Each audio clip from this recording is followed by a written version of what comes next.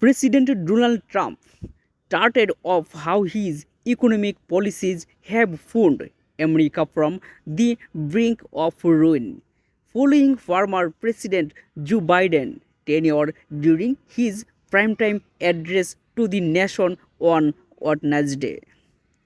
Here at home, we are bringing our economic back from the brink of ruin, Trump said Thursday. The last administration and their allies in Congress looted our treasury from trillions of dollars, driving up prices and everything at levels never seen before. I am bringing those high prices down and bringing them down very fast. Trump said that under the Biden administration, car prices rose by at least 22%.